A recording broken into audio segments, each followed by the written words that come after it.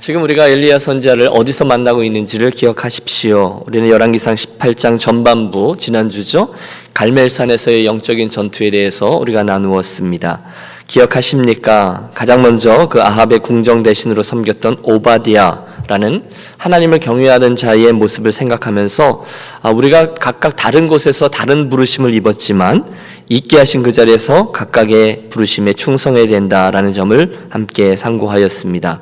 또 두 번째로 아합 왕이 그 엘리야를 만났을 때 이스라엘을 괴롭게 하는 자여 너냐 이렇게 물었던 이야기를 가지고 이 이야기는 내가 남들에게 던질 질문이 아니라 나 자신에게 던져야 되는 질문이구나, 이런 이야기도 나누었습니다. 그리고 마지막으로 갈멜산 제단 앞에서 우리도 여전히 하나님이냐 바알이냐 끊이지 않는 그 싸움을 계속해야 된다라는 말씀을 드렸습니다. 이어지는 18장 41절부터 마지막 절, 이제 갈멜산 전투가 끝난 직후죠. 영적인 전쟁이 끝난 후에 하나님이 드디어 비를 내려주시는 응답에 대한 말씀이 기록되어져 있습니다. 하나님은 그 전투 이후에 바알과 아세라의 제사장들을 죽이는 모습을 보시고는 이것을 이스라엘 백성들의 회개로 여기셨던 것 같습니다. 그리고 이제 엘리야의 기도를 축복의 통로로 삼아서 무려 3년 반 동이나 닫아두었던 그 하늘문을 여시고 큰 비를 내려주셨습니다.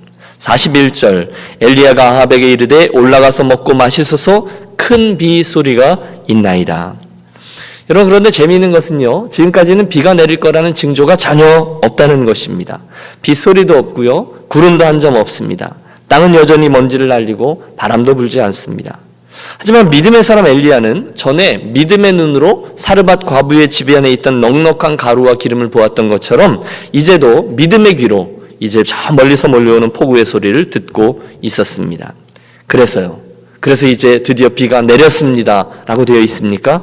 아니요, 본문은 그렇게 이야기하지 않습니다.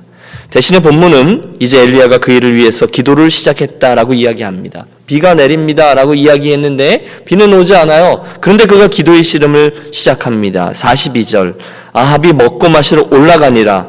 엘리야가 갈멜산 꼭대기로 올라가서 땅에 꿇어 엎드려 그의 얼굴을 무릎 사이에 넣고.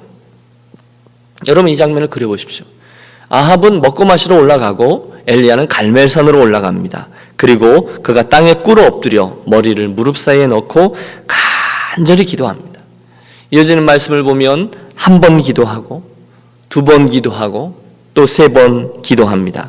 그러면서 사환에게 저 지중해 쪽에 무슨 변화가 있는지 보라라고 명합니다. 나름대로 기도의 응답을 확인하면서 포기하지 않고 계속 기도합니다. 그리고 마침내 저가 7번까지 기도했을 때에, 여러분 몇 번이요? 7번까지 기도했을 때 사환이 저 지중해 쪽에서 손바닥만한 작은 구름이 일어났습니다 라고 말해줍니다.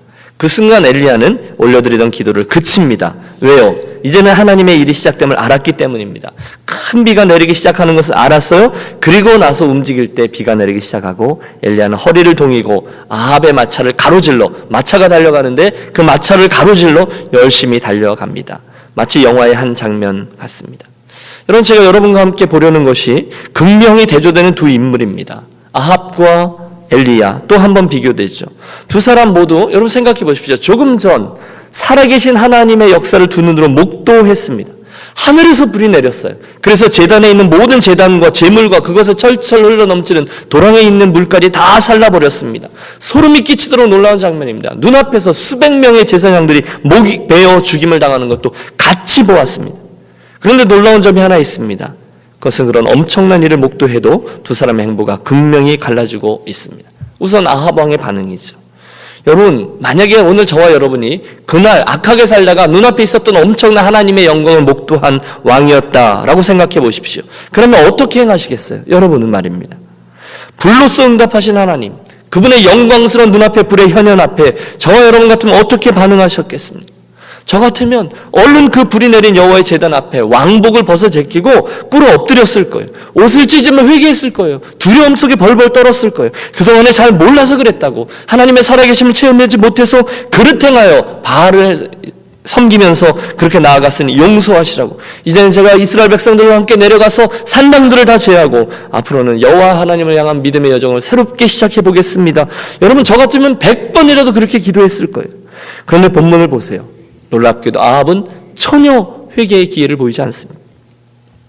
대신에 아합이 뭘 했다고요? 아합이 먹고 마시러 올라가니라. 그게 다였습니다.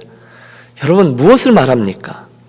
아합에게는 영적인 각성, 영적인 깨달음 이런 게 없었어요. 단지 그에게 필요했던 것은 단 한 가지, 이제 비가 올 것입니다 였습니다. 엘리야의 대답 그것뿐이에요. 3년 반 동안 비가 내리지 않았으니까.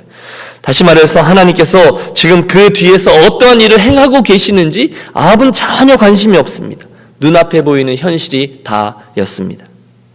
사실 아합은 늘 그랬죠.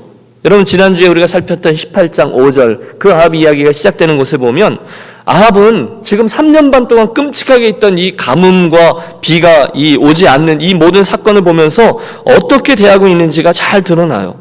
그가 국내 대신 오바댜에게 이렇게 얘기했죠. 아합이 오바댜에게 이르되 이 땅의 모든 물 근원과 모든 내로 가자. 혹시 꼴을 얻으리라. 그러면 말과 노새를 살리리니 짐승을 다 잃지 않게 되리라. 그의 시각은 그것뿐입니다. 일국의 왕입니다. 여러분, 지금 3년 반 동안 우러가 없었어요. 온 나라가 어려움을 겪고 있는데 그가 걱정하고 있는 건 백성들이 아니었습니다. 대신에 자기의 말과 노새, 자기 왕궁에 있는 그 짐승들이 물이 없어서 죽게 될 것을 염려하고 있습니다. 시각이 좁아도 너무너무 좁습니다. 너무너무 이기적입니다. 눈앞에 있는 것만을 보고 그 뒤에 하나님께서 어떤 일을 행하고 계시는지를 한 번도 생각해 보지 않아요. 참 안타깝습니다. 비가 왜 안 오는지, 여호와의 선지자가 뭐라고 말씀하셨는지, 지금 하나님으로부터 이스라엘에게 어떤 손길이 있어서 어떤 징벌이 있는지, 왕인 자기는 어떻게 반응해야 하는지 전혀 믿음의 고민이 없어요. 그저 재산이 충나는 것, 그것이 관심이고 그렇지 않게 되기 위해서 애를 쓰는 게 전부였습니다. 사랑하는 여러분, 오늘 저와 여러분의 삶에, 저와 여러분의 가정에, 또 저와 여러분의 교회에, 저와 여러분의 나라에 어떠한 일들이 일어나고 있습니까? 그저 눈앞에 있는 현상만 보지 않게 되시기를 바랍니다. 대신에 그 뒤에 저와 여러분의 인생과 가정과 교회와 나라에 어떤 영적인 일들이 일어나고 있고 하나님께서 그 상황을 통해서 무엇을 기대하시며 어떤 도전을 하고 계신지를 바라볼 수 있고 또 들을 수 있는 영적인 눈과 귀가 저와 여러분에 있게 되시기를 소원합니다. 오늘 이러저러한 일들이 일어나고 있어요. 그런데 사탄이 어떻게 행하고 있고 내가 어떻게 행하면 하나님께서 좋아하실지 이런 영적인 고민들이 우리들에게 있어야 된다는 거예요. 왜냐하면 그렇지 않으면 하나님께서 저와 여러분의 삶을 추적하시면서 귀한 영적인 축복들을 펼쳐주시는데 아합처럼 눈앞에 일어나는 엄청난 하나님의 역사를 보는데도 전혀 내 노새와 내 말들만을 바라보면서 영적인 책임감을 전혀 느끼지 못하고 있다는 거예요. 가만히 보면 사람들은 증거가 없어서 못 믿는 게 아니더라고요. 하나님이 살아계시고 역사하신다는 그 증거가 내 눈앞에 좌우에 계속해서 있는데도 그 증거가 부족해서 안 믿고 변화되지 않는 것이 아니라는 거예요. 반면에 사람들이 그걸 믿지 않고 변화되지 않는 것은 믿음의 눈이 띄어져 있지 않아서 그걸 보지 못하기 때문인 것이죠. 저는 여러분과 함께 그래서 이 아침에 첫 번째 기도 제목으로 이것을 붙듭니다. 하나님, 오늘도 제 삶과 우리 유니온 가족들 가운데 여전히 역사하고 계신 하나님의 움직임을 볼 수 있는 눈과 귀를 허락해 주시옵소서.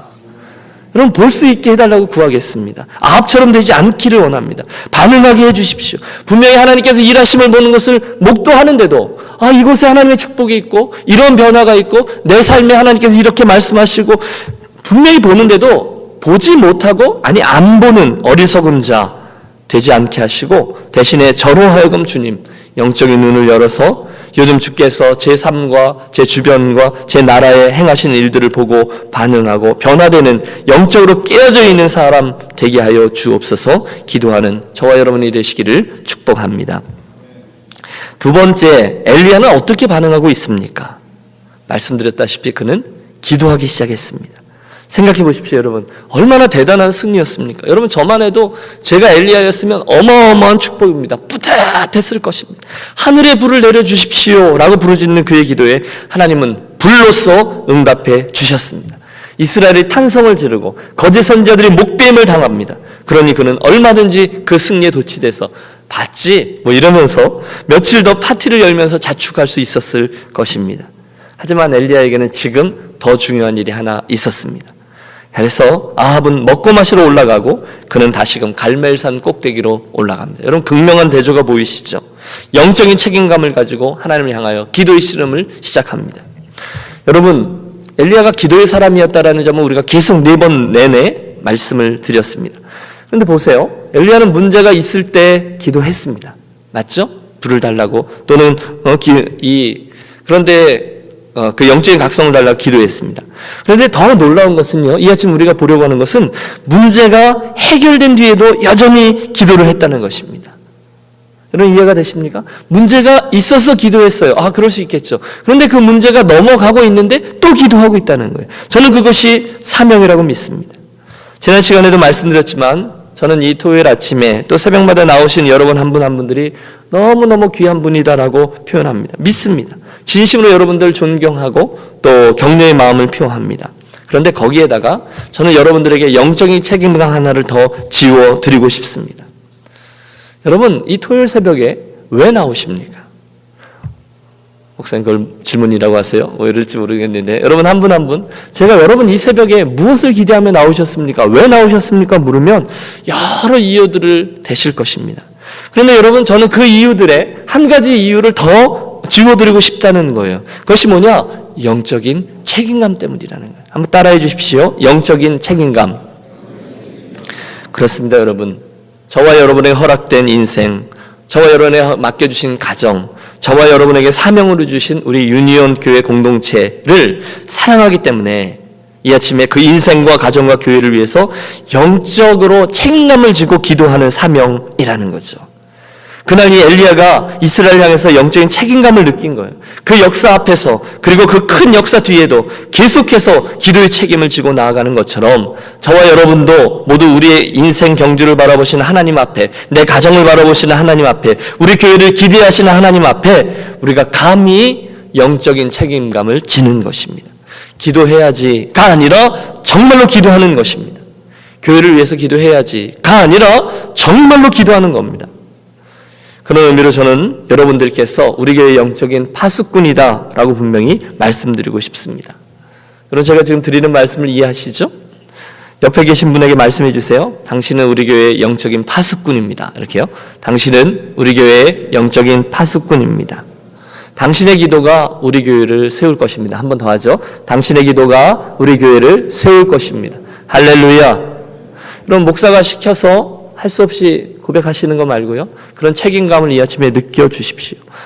내가 우리 교회의 공동체에 내가 주인이고 내가 일원이지, 내가 우리 교회를 위해서 기도해야 될 책임이 있지. 그게 바로 엘리야의 기도하는 모습에서 우리가 배우는 영적인 책임감입니다.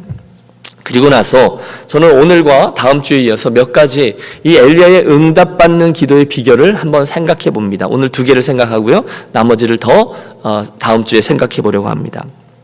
적으셔도 좋고요. 함께 배우고 정말로 그렇게 기도하도록 하겠습니다. 여러분 수집했습니다. 엘리야의 기도에서 배우는 응답받는 기도의 비결이 무엇일까요? 몇 가지를 한번 상고해 보죠. 첫째, 본장에 나오는 엘리야의 기도는요, 하나님의 약속을 붙잡고 하는 기도였다는 거예요. 무엇을 붙잡고 기도해요? 하나님의 약속을 붙잡고 기도했다는 거예요. 여러분 엘리야는 자기에게서 시작된 기도가 아니라 본장 1절에서 약속되어 있던 하나님의 응답을 아예 붙들고 기도를 시작합니다. 내가 비를 지면에 내리리라. 하나님께서 그에게 약속해 주셨거든요. 그러면 이제 반드시 그렇게 되리라. 하나님의 약속을 믿고 기도를 했다는 거예요. 여러분 제가 엘리야의 기도만 말씀드릴 수 없죠. 성경에 나오는 많은 기도의 응답들 중에 바로 이렇듯 약속의 말씀을 붙잡고 드렸던 기도가 굉장히 힘이 있었던 것을 기억합니다. 여러분 광야 생활 중에 있었던 이스라엘 백성들에게 여러 번 위기가 찾아왔어요. 여러분 이스라엘 백성들이 툭하면 불순종했고 툭하면 불평을 늘어놓았어요. 하나님의 진노가 그들에게 임했을 때가 한두 번이 아니었습니다. 그때마다 몇 번 이스라엘을 멸하려고 하셨고 하나님이 정말로 돌격하려고 하시는 그런 상황도 있었어요. 그런데 그 순간마다 극적인 장면들이 연출됩니다. 모세가 하나님께 올라가, 영적인 책임감이죠. 산으로 올라가 그들을 위해서 중보하며 기도합니다. 그런데 그때 모세가 드렸던 기도, 그래서 하나님은 결국 할 수 없이 들어주셔야 됐던 기도가 있습니다. 그것은 이겁니다. 하나님께서 저 약속의 땅을 우리들에게 주시겠다고 약속하지 않으셨습니까? 그런데 그 약속의 땅에 들어가기도 전에 이 광야에서 이 백성들을 멸하시면 하나님 이건 약속에 틀리지 않습니다. 틀리지 않습니까? 하나님 그러면 저쪽에 있는 이웃 족속들이 뭐라고 하겠습니까? 하나님이 약속을 안 지키는 분이라고 생각하지 않겠습니까? 이런 그런 기도입니다. 결과적으로 하나님은 그 모세의 기도를 여러 번 들어주셨어요.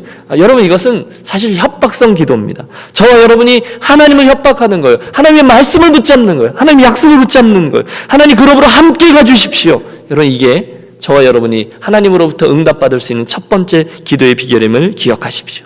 하나님 약속의 말씀들을 떠올려 보세요.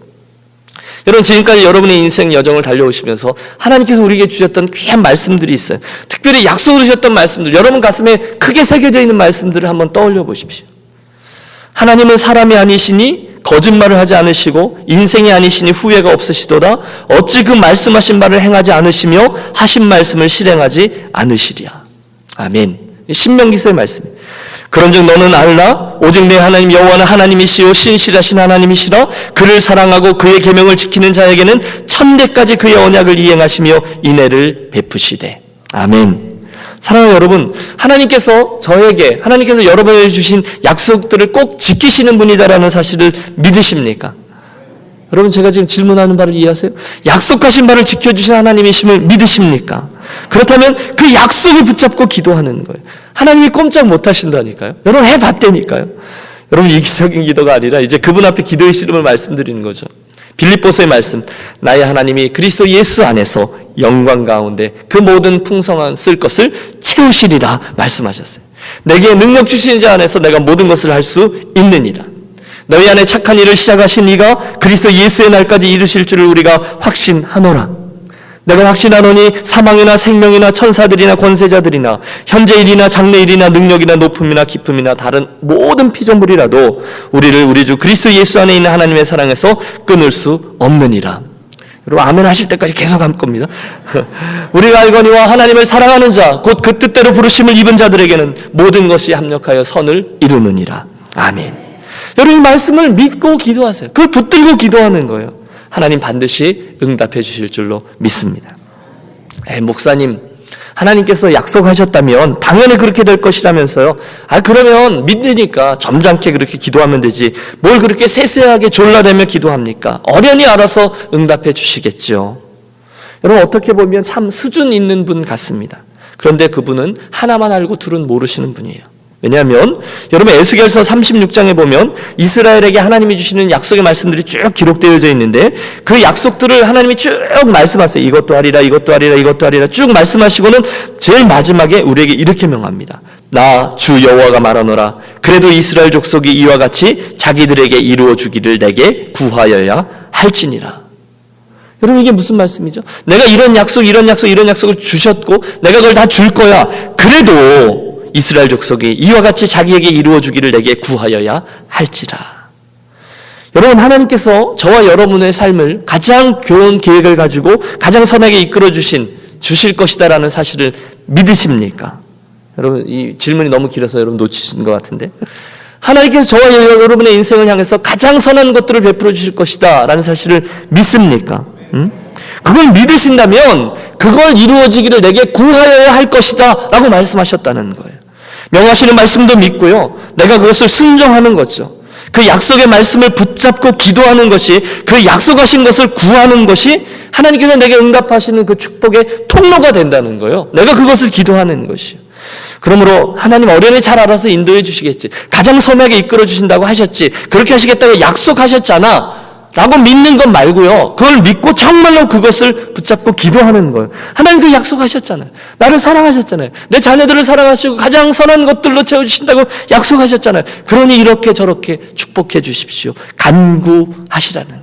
약속을 붙잡고 정말로 그 약속을 위해서 기도하는 것, 저와 여러분에게 응답되는 기도의 첫 번째 비결입니다. 두 번째 응답받는 기도의 비결, 오늘 이야기의 마지막 포인트인데요, 그것은 구체적으로 구하는 기도입니다. 여러분, 이것도 해보시죠. 따라해주세요. 구체적으로 구하는 기도. 엘리야의 기도는요, 하나님 우리 이스라엘 형편을 아시지요 주님, 이런 기도가 아니었습니다. 대신에 구체적으로 무엇을 구해야 되는지를 알고 있고요, 또 그렇게 구하는 거예요. 저희가 그 평범한 사람이라는 제 설교를 기억하는데, 야고보서 5장 17절 18절에 보면 저가 비 오지 않기를 간절히 구한 적, 엘리야 이야기입니다.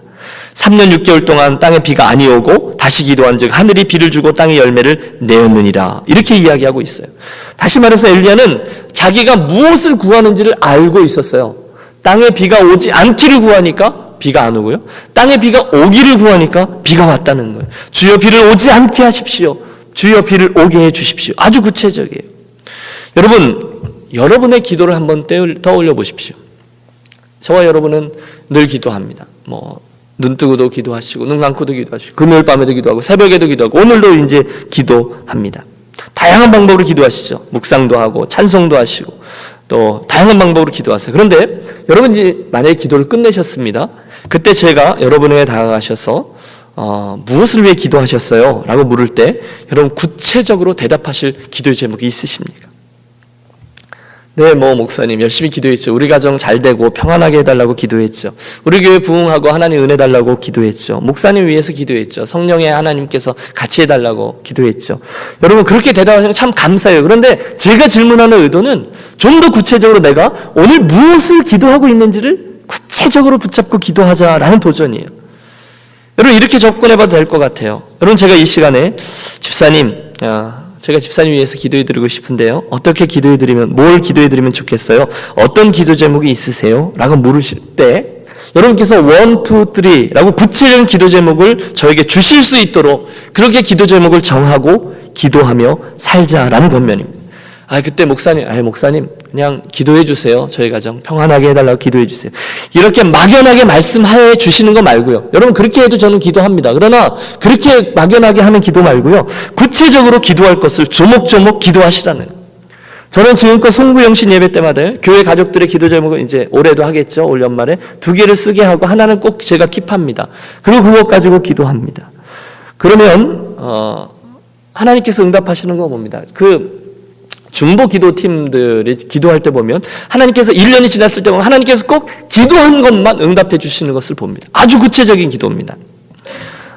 제가 송구영신 예배 때 그 기도 제목들 얘기를 했는데 제 아내가 이렇게 쓴 기도 제목을 보면 가끔 제가 푹 하고 웃을 정도로 그런 기도 제목들도 있습니다. 아주 구체적인 거예요. 그러나 저는 절대로 제 아내의 기도를 우습게 여기지 못합니다. 왜냐하면 1년이 지났을 때 하나님께서 어떻게 구체적으로 그 기도를 응답하셨는지를 제가 복원하기 때문입니다. 할렐루야. 여러분 제가 드리는 얘기의 포인트를 이해하셨으리라 믿습니다. 하나님 선하신 분이니까 가장 어련히 알아서 당신의 뜻대로 제 삶을 이끌어 주십시오. 예, 좋습니다. 그런데 구체적으로 좀만 더 구체적으로 기도하시자는 말씀의 권면이죠. 혹시 제가 이렇게까지 말씀드렸는데 뭘 비를 오지 않게 기도하고 또 비가 오기를 기도하냐? 굉장히 이기적인 기도하던데 이렇게 반응하실 분이 계실지 모르겠어요. 그런 것까지 기도하냐 이거죠. 그런데 여러분 스가랴서를 보시면요 이런 말씀이 나와요. 번개를 내는 여호와께 구하라. 여러분 그럼 할 말 없으시죠? 비가 오기를 구하는 것. 여러분 이건 우리가 구할 수 있는 기도입니다. 그러므로 믿음을 가진 저는 그런 분들은 기도 훈련을 통해서 구체적으로 응답하시는 구체적으로 기도하고 구체적으로 응답하시는 하나님 그분을 체험하게 될 것입니다. 제가 여러분들과 함께 나누었던 스토리 같은데요. 제가 19살짜리의 자그마한 신학생일 때에 저도 올려드리고 잊어버렸던 그 기도의 제목을 무심코 올려드린 강의실 구석에서의 그 기도 제목을 하나님이 그냥 흘려보내지 않으시고 근 20년이 지난 후 어느 날 제가 그 학교를 졸업하고 돌아올 때 생각나게 하셨습니다. 여러분 찌릿찌릿한 경험이었습니다. 정말 19살쯤 드렸던 그 기도 제목이에요. 그런데 제가 나중에 신학교를 졸업하고 강원도 길을 떠나면서 저 자신도 새까맣게 잊어버린 그 기도의 제목 말입니다. 그런데 제가 20년 후에 제가 기도했던 그 두루뭉실한 기도 제목도 아니고 더 구체적으로 그 학교를 졸업하고 돌아오는 길에 갑자기 그때의 그 장면, 기도하던 때의 저의 모습과 그 장면이 눈앞에 딱 떠오르는 거예요. 얼마나 놀랐는지 몰라요. 하나님의 그 기도 응답이 얼마나 구체적인지 몰라요. 그러면 여러분 담대하게 구체적으로 기도하십시오. 하나님을 사랑하잖아요. 구체적으로 기도하세요. 하나님 이번 달 렌트비가 얼마가 모자란데 그거 하나님 채워주십시오. 여러분 이런 기도 드리십시오. 믿음의 도전을 떠나십시오. 하나님 우리 교회 이번 주일에 우리 야외 소풍 가는데 비 내리지 않게 해주십시오. 여러분 그런 기도도 들으시자는 말씀을 드리는 거예요. 그걸 가지고 유치하다고 말씀하지 마시고요. 그렇게 구체적으로 드렸던 기도 제목에 한 번도 응답받지 못하고 인생을 마칠 수도 있음을 유념하십시오. 여러분 이것이 여러분들에게 도전이 되시기를 권합니다. 그걸 괴념치 마시고 우리 그 훈련을 하자는 거예요. 구체적으로 그래. 여러분, 그래서 오늘 우리가 두 가지를 나누었는데 하나님의 말씀, 약속을 붙잡고 하는 기도와 구체적으로 드리는 기도입니다. 그래서 이 아침 우리 기도하려고 하는데요. 우리 잠깐 한번 묵상하며 우리들의 기도 제목을 한번 헤아려 보겠습니다. 여러분, 제가 두 가지만 좀 말씀드리죠. 여러분 정말로 따라 하시는 거예요. 하나님께서 첫 번째 기도입니다. 저와 여러분의 지금까지 인생의 여정 속에 대문자로 주셨던 약속의 말씀들을 한번 떠올려 보십시오. 저와 여러분이 주셨던 약속의 말씀들, 큰 은혜로 다가오셨던 말씀, 나의 말씀이라 주셨던 것들을 떠올려 보십시오. 그 말씀을 붙잡고 우리 새롭게 됨으로 한번 기도하려고 합니다. 저 같으면 고등학교 시절에 너희가 나를 택한 것이 아니요 내가 너희를 택하여 세웠나니 이는 너희로 가서 과실을 맺게 하며, 요한복음 15장 16절의 말씀이 저에게 하나님이 주셨던 약속의 말씀이에요. 그럼 저는 그 말씀을 붙잡고 그 자리를 가서 그때 그 감격 갖고 하나님 그 약속을 주셨잖아요. 약속 붙잡고 기도하려고 합니다. 이 아침에 말입니다. 두 번째는요, 구체적인 기도입니다. 그래서 여러분의 개인적인 인생과 여러분의 가정과 또 우리 교회 공동체를 향해서 두 가지씩 구체적인 기도의 제목을 이 시간 한번 떠올리겠습니다. 여러분 리스트를 만들어 보십시오. 6가지입니다.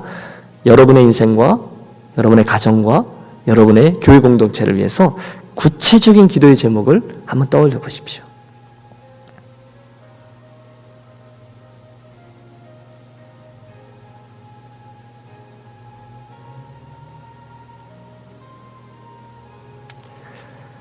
하나님 아버지, 이 아침에 우리 사랑하는 유년 가족들의 기도가 그날 저 놀라운 갈멜산 전투의 전후에 있었던 엘리야의 간절한 기도, 책임감을 가지고 올려드리는 기도, 약속을 붙잡고 하는 기도, 구체적인 기도가 되게 하여 주시옵소서.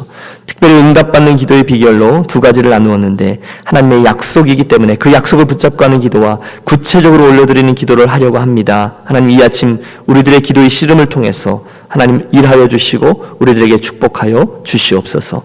예수 그리스도의 이름으로 기도하옵나이다. 아멘.